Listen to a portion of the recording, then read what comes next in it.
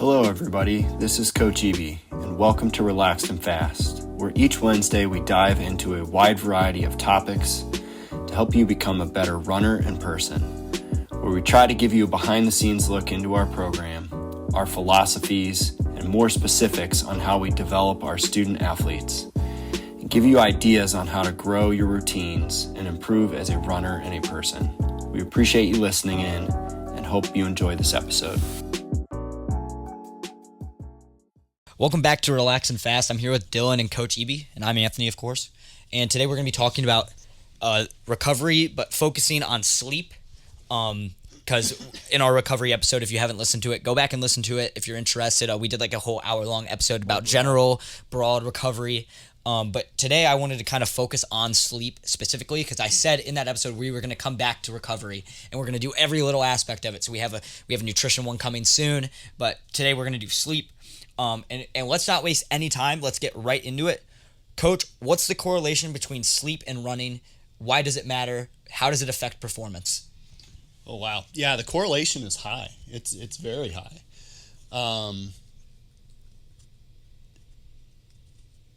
Your body, while you're sleeping, your body is releasing hormones that are recovery hormones. It's releasing human growth hormone and testosterone and all of the things that you hear about athletes taking as performance-enhancing drugs. Mm-hmm. We naturally release those in our bodies on our own, and sleep is the best way to get those. And so the longer that you're asleep and the deeper the sleep you get, the more you get into the different sleep phases, and each phase that you go through starts to drop and release more and more of those hormones into it. Which is why you talked about in the long run episode where people typically will run faster long runs because after they race, their system floods with human growth hormones and testosterone, right? Yeah, so just... Sorry, taking a swig. Just perfect timing. Just taking a swig. What? All right. All right.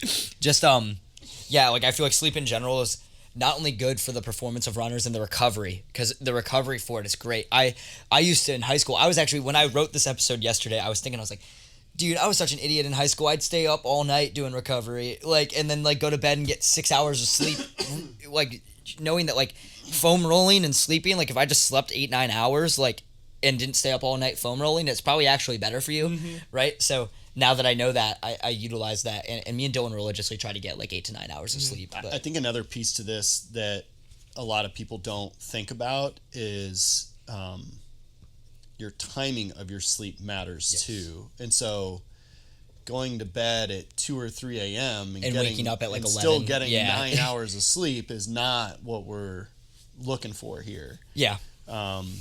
Going to bed at a reasonable hour. There's circadian rhythm exists based on the sun rising and setting. Yep. And so obviously this time of year the sun stays up later and it rises earlier and all that kind of stuff. And during the winter it sets earlier and rises later.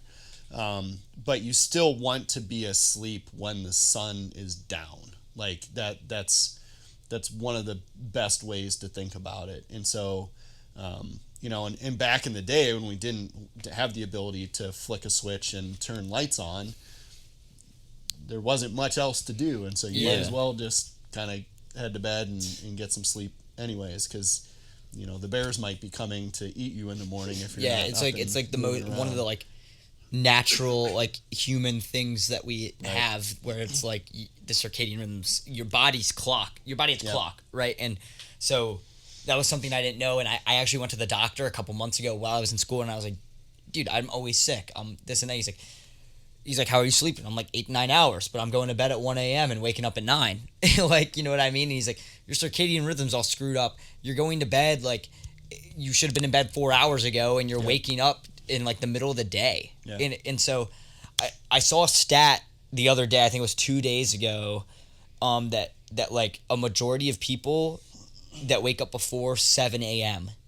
are actually like there's reports of them being happier. It's studied that they're like mentally, like the chemistry in the brain, they are happier people waking up before 7 a.m. And that doesn't mean like you have to get up at 6 a.m., 5 a.m., but it does show kind of that like circadian rhythm, that schedule of like going to bed at 9 or 10 and then waking up at 5 or 6, right? Even 7, right? And having that and being up in the morning like does wonders for your brain. We just filmed one on comparison and in social media and how the brain feels and stuff, and that's another thing, like it just does wonders for your brain, right? To be up early because that's natural, right? And I think that just helps with athletes too, because it gets you in that flow. So not only does sleep help repair muscle and bone and tissue and all that stuff, but there is fluid in your brain, and as the day goes on, all of the glucose that you're burning leaves waste matter in all of these different vessels and things that go through your brain. And while you're sleeping is when your body has a chance to clear all of that fluid back out. And so we've all heard of brain fog. Well, Yeah. Brain fog is a real thing, and everybody's yawning over here. I did not Brain sleep good fog last night. is a real thing, and part of that is because you literally have the fluid inside of your brain gets cloudy, and so getting that extra sleep, and once again it comes back to, are you better off pulling an all-nighter trying to study for a test or write a paper, or are you better off Just going to bed and doing just it going fresh. to bed Yeah. and just doing the best you can with what you have?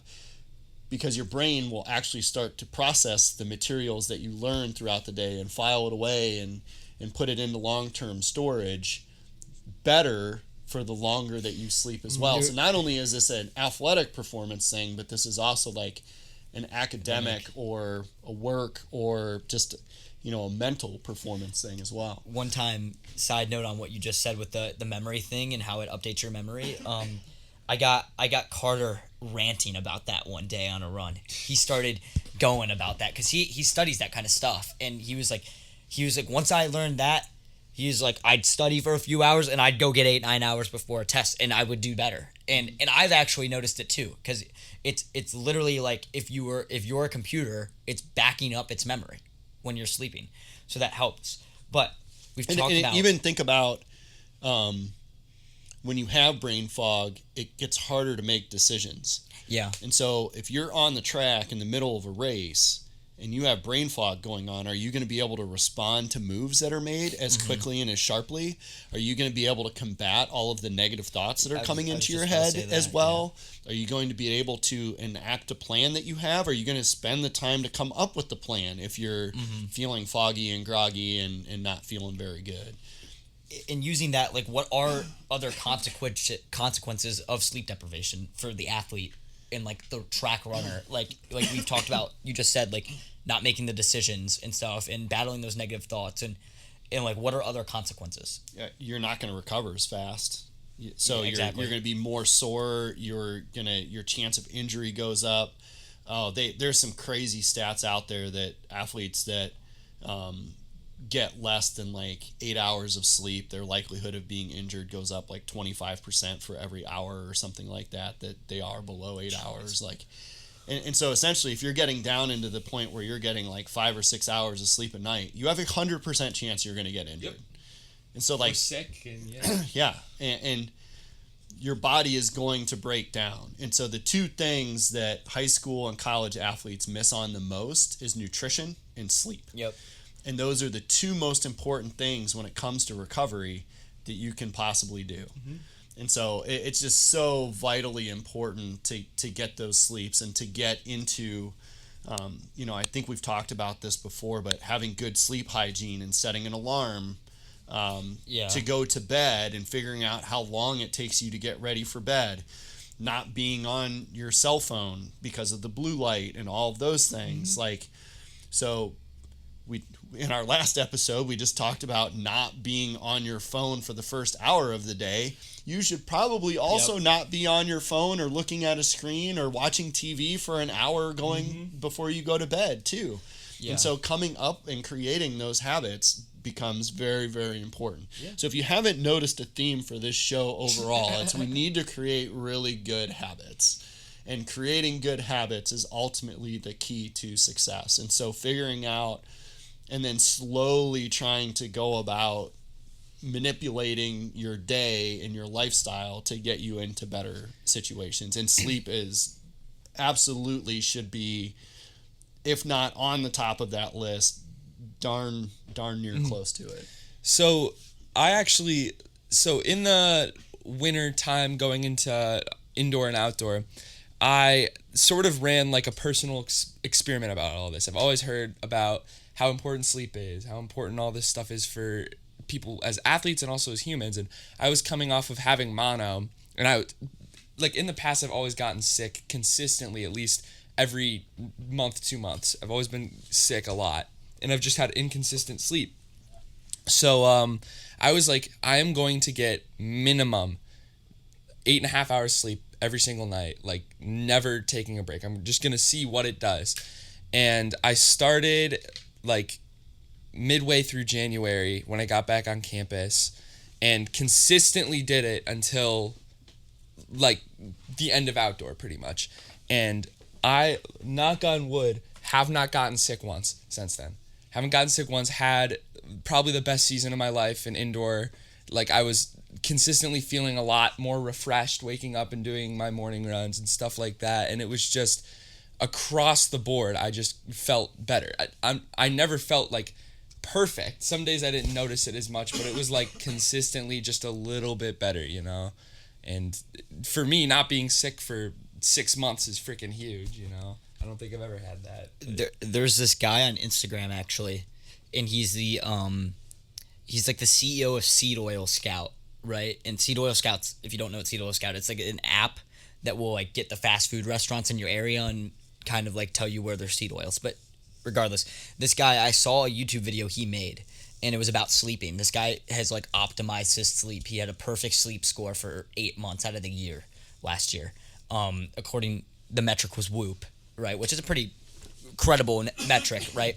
And he was talking about how he did that and how he got into that routine of like your circadian rhythm, turning the lights out and being in a dark room an hour before bed, and having the phone in a different room, and having the same time, bedtime and wake up time every day, and trying to do that as much as possible. And he said, like you talked about earlier with how it's not about going to bed at like 3 a.m. and waking up at 11 and still, I still got my hours of sleep. It's about going to bed at like 10 and waking up at 6, or going to bed at 9 and waking up at 5 or something. You know what I mean? And so that's something he preaches. It's like, it's not about the amount of sleep you get, it's about the quality of sleep you get as well, right? Because you need 8, 9 hours, 7 hours even, but you also need the quality of sleep, right? And how you do that is like there's different methods. Having the sleep routine helps your quality of sleep. Not seeing blue light at least an hour before bed helps your sleep routine. Word dumping in a journal helps your sleep routine. Being in a dark room, even in a colder room, helps you sleep better, and it gets you better at quality sleep. I don't know if you wanted to comment on that at all, but that's also just something I saw that I think could add to this conversation. No, I think that's all. Those are all the things that I try to talk about and preach. Yeah. You know, I know Hope has talked about she's not a great sleeper, but had a sleep routine on the weeks that it was really important, and she would drink some calming tea, like chamomile tea or whatever, like nighttime tea.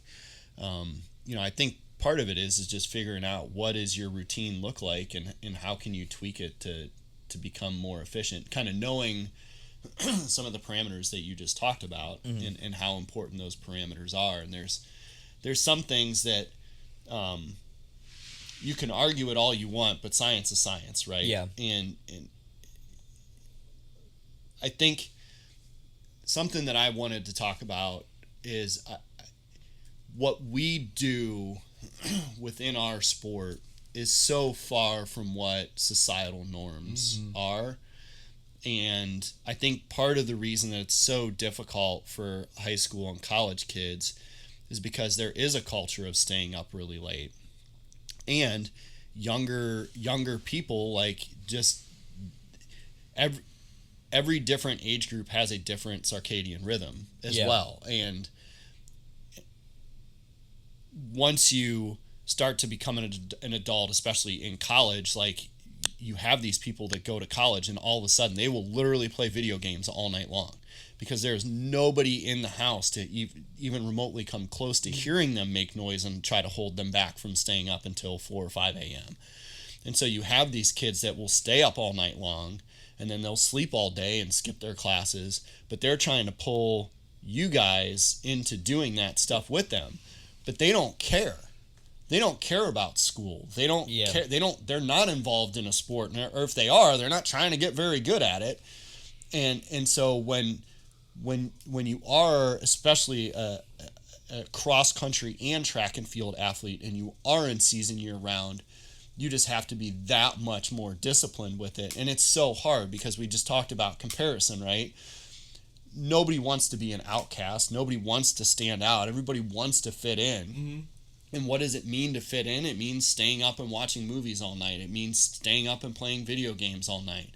It doesn't mean having this cute little nighttime routine where I'm not on my phone and I'm not responding to text messages or Snapchats or whatever it happens to be. And so a lot of this just comes down to the discipline of what are your goals and what do you need to do to achieve them, and finding other people that are like-minded to you that you can help hold you accountable to this. They talk about how the 5 people that you surround yourself with becomes your nutritional habits. Well, it also becomes your sleep habits. It becomes your social habits. It becomes everything, right? And so if you're hanging around a bunch of people that don't like to go to bed early and they're, going out and partying and doing whatever, then it's really hard to go against that stuff. Mm-hmm. And so I think a lot of people know the good habits that you're supposed to use, just like we all know that it's not great to be on your phone all day. But it's just getting into those habits and creating those habits and making, slowly making those decisions that I have a greater purpose for what I'm trying to get accomplished, and I have greater goals than a lot of other people do, and I don't want to just be an average person. I want to be great, and following through with those things and trying to do it on a daily basis and aligning who you surround yourself with to get yourself into that type of a position. Thank you guys so much for tuning in to today's episode. At this point, we're going to take a quick break so we can tell you about the XC in the Hills running camp. Are you or someone you know a high schooler looking to get a jump start on your cross-country season? We have just the thing for you. Cross Country in the Hills Camp, this July 20th through the 23rd in Mohican State Park in Butler, Ohio. Cross Country in the Hills is a great opportunity to get a solid week of training in going into your fall cross-country season. You will have the opportunity to go on a long run on beautiful single-track trails through the state park that end at a historic covered bridge where you can soak your legs in the river. There are 2 planned runs per day, so you will certainly get your fill of running. The camp also offers instruction and a chance to participate in drills and exercises to improve and supplement your training. But we also have a ton of fun at camp. At the campground with outdoor activities including a guided tubing trip, a day at the lake with access to a giant inflatable obstacle course, team competitions, movie nights, fun and unique games, a themed dance with a DJ on the last night, and much, much more. You will also have the opportunity to spend some time with myself and some of our athletes from Baldwin Wallace, who all serve as counselors. You can also turn this into a great opportunity for some team bonding going into the season by inviting some of your other team members to join you. We would love to see you there this summer. Because you listen to the podcast, we have a $25 off discount code. LAXADFASTXC. Again, that is LAXANDFASTXC. All one word, all capital letters.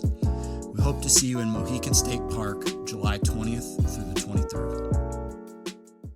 I think it's also you need to also have a certain amount of delegation with yourself as well, because if it would be great if we were all, perfect robots and we could have the perfect sleep schedule and get to bed at exactly 10 o'clock every day and wake up. But, as humans, sometimes, say you get off work at 8 p.m. and you just need to unwind. You just need to do something that you enjoy. It's about making that decision. What's going to be more beneficial for me, though? Is scrolling on my phone for 2 hours before bed going to be better? Or is maybe putting a movie on and relaxing for Reading a book. Or reading a book, or talking to my girlfriend, or talking to my family, or playing a board game. Like, that's going to be more beneficial than just sitting there and letting your mind go numb for hours at a time. And that kind of thing, Just sitting there and Going for a walk. Yeah, absolutely. Exactly. And One of the things I try to talk about during team camp is what are the things that stress you out? What are the things that calm you down? And so what are your stress relievers? What are your stress causers? And figuring out when you start to get stressed, do you really need to just put your head down and figure this out and work at it for a little bit longer? Or do you need to take a break and go walk outside for 20 to 30 minutes? Because sometimes taking the break will give your brain enough of a rest to kind of come back around. And so the same thing, it's all the same, right?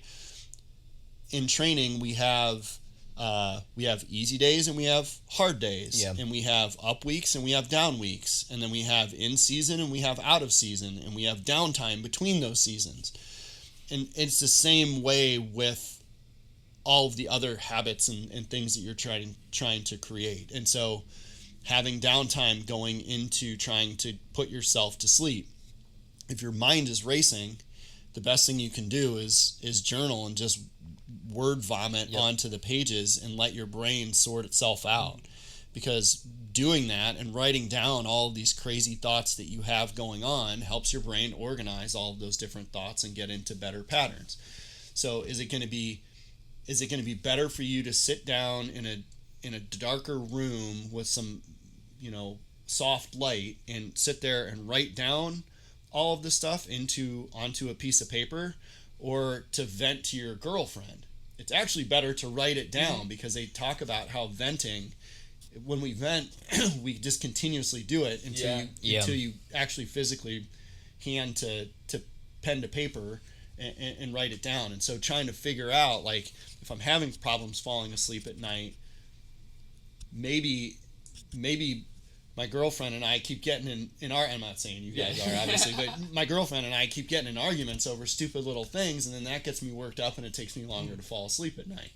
And so what are the things? Maybe I need to talk to her in the middle of the day and then just have a quick, night conversation later, or whatever it happens to be. But I think it all comes down to habits and figuring out what your habits are and how to improve the habits and try to implement some of the scientific things that are proven to help you fall asleep at night. And everybody has different habits because everybody's different. And there is some stat out there somewhere where there's a certain amount of people that function off less sleep, but I don't think we should get into that, because I don't think that matters in our case, because we're not normal people as athletes. Yeah, the professional athletes are sleeping anywhere from 10 to 12 hours a day. And then doing naps in the middle of the day. Well, that's they're sleeping like 8 hours and 8 to nap. 10, and then they're napping They're for napping, 2, 3, 4 hours in the afternoon. Yeah, exactly.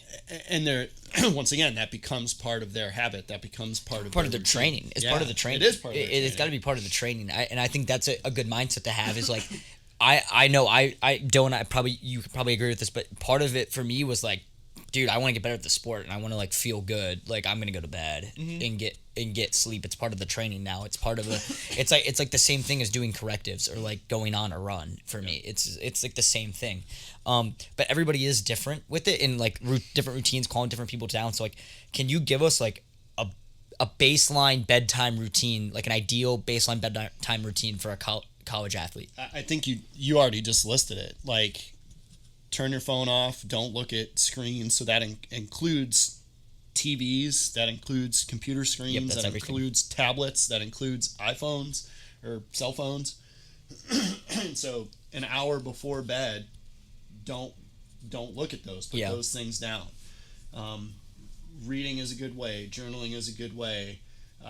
They say taking a bath or a warm shower can help calm you down too. I think ultimately it just comes down to figuring out how long does it take you to actually get ready for bed at night. Yeah. and then counting backwards from that and setting your alarm for, if I want to go to bed at 10 and it takes me 30 minutes, then by 9:30 I need to be stopping everything that I'm doing. And so that can be tough because we just said, oh, hey, don't look at a screen for an hour. Well, maybe that puts you at, okay, I'm done with my schoolwork and everything by 9:30 or 10 if I want to get to bed by 11. Yep. Type of thing. And so I think, you know, you already listed everything. Like, so all the stuff that guy talked about are all the things that you need to try to do to get ready for bed. You obviously should brush your teeth, you know. Yeah, that's part of the routine, obviously. But another thing, that same guy I was referencing earlier said, and I thought it was interesting. It's a really interesting method I've never really heard of. Is the guy said, and this is not doable for a lot of people because a lot of people don't have as much space as a multimillionaire does. But he was like, only use your room to sleep. If you want to read, go read on your couch somewhere, right? Because then your body associates your room with it's time for bed, and it will start powering down, right? And another thing he said is try to keep, once it's time and that alarm goes off, try to keep things darker, right? Don't be around just even regular like lights in your house, like turn them off, be in darkness, and let your body like understand, telling your body it's time for bed, right? So I think that's another good method. But going off the sleep routine, like, we are collegiate athletes. We have to run. We have to do school. We have to do all this stuff. How can you improve your sleep or keep consistent with your sleep during high stress weeks at school or heavy mileage weeks in training, or both? I think creating a good habits during the weeks where you're not as stressed out and creating those habits then help you for the weeks where it gets more difficult and it takes a little bit more discipline to do. I feel like the answer to this also could be like how you have a mileage base. In training, you could have like a sleep base of like, this is this type of stuff we do, this is the motion we do every night, and like developing that habit over time is almost in an analogy the same as like developing a base of mileage over 100%. time, like, or developing your form over time. Now that doesn't mean that just because you have a base of sleep hours that all of a sudden 1 week you can sleep a lot less. Taper off your sleep. That is not what in we're an saying analogy here. sort of sense of building the Just base making of sure I'm covering that. No, 100%. Let me clear it up. Building the base of knowing when to get to bed and having that bedtime set already, and having that base built is in a similar way to training when you have a mileage base built and know how to run and have the shape of that in those routines and habits already set for the season. But I think another thing, and I don't know if you want to touch on this, is scheduling your day when it's stressful and you have 3 classes and finals. And once again, I think having a schedule all the time is really good, and having routines. And so really all this comes down to just creating really good routines and trying to tweak your routine to make it better as you go through, because you don't rise to the level of the occasion, you sink to the level of your training, right? Yep. And so the better your routine is when you get into those super high level. Now, when you're running a ton of miles, all you want to do is sleep. At least that's all I wanted to eat, and I wanted to sleep, and I had I was just hungry constantly, and I was tired all the time. And so it shouldn't be that big of an issue. Now, there's another piece to this that one of the signs of overtraining is that you have trouble sleeping even though you're running a ton of mileage. So being able to keep an eye on that if you're not getting good quality sleep, even though you are running 90, 100, 110 mile weeks, or even 70 or 80 mile weeks, if that's a high mileage for you, that you might need to back off a little bit, or you might need to take a down week, or you might need to listen to your body a little bit better, because that can be a red flag as well.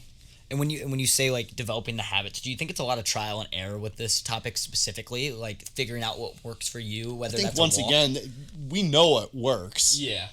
It's just whether you want to follow it or not. You know, it's kind of I always use the term, it takes what it takes. Like implementing in a way that works with you. With your life and your lifestyle, but there's also a certain lifestyle that works to being a good runner, that works for being a good entrepreneur. And So sometimes you have to fit this stuff into your life instead of this stuff being able to fit into your life. Because if you want to be good at running, you need to get sleep. Period. There's sacrifices that have to be made. Yeah, there are 100% sacrifices that need to get made.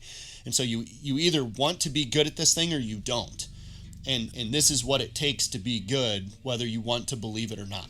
And so that is kind of part of it. And so some people might say, well, I'm not willing to give up being off of my phone. Well, that's fine, but don't come in here into my office and cry about not running fast either, because that is impairing your sleep.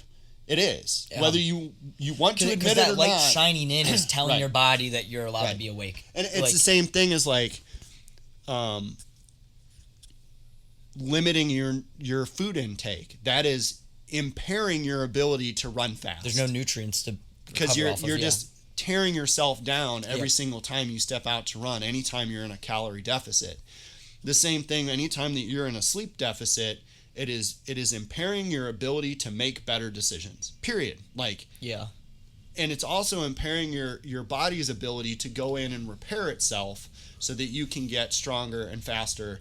So you're doing all of this work in the workouts, but you're not giving yourself a chance to. Mm-hmm. So there's a complete mental and physical aspect of losing sleep in consequence, because mentally you can't make decisions, and that's almost why people are like, they'll say something weird and you're like, what? And they're like, sorry, I've been up like 30 hours. You know what I mean? And so when people get more tired and tired or up longer, they can't function as well. Yeah. Right. And you don't even know what they're saying sometimes. People are like, so what the hell are you talking I think about? the two biggest things is find a way to set a sleep timer to go to bed so that you're going to bed at the same time, and then have your alarm to wake you up at the same time. And then here's another one. When your alarm goes off, do not snooze. Oh, yeah. People that snooze end up making poor decisions throughout the day. And they have harder time making decisions. They always put things off. So when your alarm goes off, you get out of bed and you start your day. And then hopefully you have a morning routine as well that you can get started on and go with and get better at too. I saw another thing online, and it was like a study of like the most successful people or something actually, like, they stop their alarm on the first beep and get up. They don't hit snooze ever. Because the other thing is, and this was the thing that made me stop snoozing, that extra 4 or 5 minutes that you're getting of snoozing is terrible sleep anyways. Yeah, and so it doesn't do anything. It's not doing anything. It's probably actually making you more tired for the rest of the day. Yeah, it's making you drowsy. So just get out of bed and get your day started. Now, if you have a goose in your life, as soon as Goose hears the alarm go off in the morning, starts freaking out. He just comes. You can hear him. He will stand up, he will shake off, so you'll hear his collars going, and then he'll come into the room and he will lick my face. and then that means as soon as he's up, he needs to go to the bathroom, so I have to go downstairs and I have to let him out. Get ready to get him out. And then I have to drag Kettle will sleep all day. So I got to drag her down to go with. But ultimately that has helped me with that, is that I get up and I do that. Now my biggest challenge is am I going to grab my phone right away or not? And then obviously we talked about this. Yeah, and there's ways to get around that atomic habits of how to break a habit, and you can hide that habit, hide the triggers for that habit. Unfortunately, you have to set your alarm off the phone, but so I just need to build self-discipline. Yeah. But like for me to break that habit, I was like, I'm going to start setting the alarm on my watch. The watch also tells me how long I'm sleeping, how deep I'm sleeping, how when I set the alarm, it tells me when the alarm's going to ring. So it'll be like 8 hours, 50 minutes. And then I'm like, okay, I'm getting around that for sleep, right? Give or take, right? And then to get off of that, it was like hide the phone somewhere else. And that's what I started doing. But do you have anything else on this topic, or do we want to hop on a rapid fire? Yeah, I think. I feel like we've covered it. We've really done a really good job with the sleep one, and I think this was a really good episode. But let's start with the rapid fire. What's one rule you live by, Coach? Oh, geez. I know there's a lot. My saying for this year has been organized. I don't know that I've done a great job with that, but that was my one word for the year, was to try to be more organized. So I guess I'd go with that, and I keep trying to remind myself of that. It's something I got to continue to get better at. This was probably why I picked that as my word for the year. That's actually kind of funny, because that's the same thing that I kind of do. Is I've realized that when my bedroom or like my workspace is messed up. Normally my head is messed up. Yeah, it clutters normally, your mind. yeah. That's like a so whole that's thing. that's the main thing that I've been for the last year is just like if I notice that my room is dirty, like as soon as I get a free moment, instead of scrolling on Instagram or whatever, clean my room. That's my rule. Like make sure my room is clean. Good. That's good. For me, it's stay focused. I sometimes get too, whether it's getting too caught up in the moment or just not thinking. Stay focused on the goals and things at hand. But yeah, let's get into the next question. Netflix or YouTube? I don't really watch YouTube. Really? I really don't. You Netflix guy? It's just, I mean, I would watch TV over YouTube. Yeah. I very it has to be something pretty specific if I'm going to YouTube. Yeah, I'm YouTube all the way. I grew up watching certain people, and I always go back, and there's nostalgic stuff to me, and that's always when I'm eating lunch. I always have a YouTube video on. I'm YouTube, but in a way of like I don't like go and watch like some dude being an idiot. Like I go and watch like there's interesting stuff on YouTube where there's like I'll like watch like how to do this or like this recovery method or like something for like media production, like something like I watch something informal and I just find YouTube more informational and more like helpful than Netflix, although Stranger Things is coming out, so I'm going to be switching to Netflix in November because I want to finish that out. But let's get into the next one. This one is so fried, and I wrote it, and I knew you were, Coach, I knew you were going to be like, what? Would you rather fight one horse-sized duck or 100 duck-sized horses? It's a duck, remember? I think I would have more success with 100 Duck-sized horses. So like this big of horse? Yeah. Yeah. Well, here's my thought process. I don't want to hurt a duck. I think a duck. I've seen some mean ducks. I've seen some mean ducks. I've seen some mean I don't want to hurt a duck. I could, the little tiny horses, I could stomp on 100 horses. And I think I'd be the okay. 100 horses would like, But if they tried I to won't like hurt a back duck. move kick you, it wouldn't hurt because they're so It's small. just- There's they'd no hit your power. ankles. Yeah. They just hit your ankles. They'd and flare it's up the my stress equivalent. fracture, Honestly, like- it's the equivalent to getting pecked by a duck, right? Now, where I grew up, we had ducks like in the backyard running around, and they were always really nice, and we'd like feed them. But like, so I don't think I'd ever want to fight a duck. But okay, The answer for this next one. last one is most overrated song right now. Right now? Yeah, what just like I don't listen you've to heard. popular Yeah, music. but like, what have you heard recently that you're just like this? I don't. Stupid. I've honestly, I've thought about this a lot. I haven't been listening to music as much Really? as I normally do. Like I even just tried to fire up. Like there's not a ton of. I need my favorite artist to come out with some I'm working some on it new slowly. songs. Slowly. I need him to edit our audio first, but then we need him to put out some new music. Yeah, I don't know that I can answer that. Okay, That right now. that's fine. Anxiety by I Doechii. agree. Knew it. That's what I was gonna say too. That song sucks. I like Yeah, I don't even know what that song is. You don't want to listen so- to it. You don't want to. Don't listen to it. I liked Just- it when I first heard it. I'm like, No, this is it's cool, terrible. but It's shit. terrible. You liked it. I never liked it. did. I heard I it and I did. hated it. It was I think cool. it's terrible. They sampled I think it's somebody terrible. that I used to know. No, they didn't sample it. They took the beat completely. They took the whole instrument. I honestly, when That's a good song. somebody that I used to know came out, I thought it was a re-release of a Police song. Because I didn't know who it was, and I was like, "Is this a Police song that I've just never heard?" I never thought of that. That does sound. That's my take. That'll be my take for that. There we go. There we go. Answer that Yeah, question. the anxiety song is terrible. It's terrible. It's absolutely awful. I'll just take your guys' word. Do not listen to that song at all costs, Coach. Yeah, I'm I protecting don't your go ears. that far. No, do not listen to the song. Okay. Do not listen to the song. consider All right, it done. guys. Thank you guys for listening to Relax and Fast. We will see you guys next week. Follow us on Instagram, relaxandfast.pod. And if you're listening on Spotify, YouTube, whatever it is, show us some love. And we will see you guys in the next week. We will see you guys next week. And thanks for listening. Peace.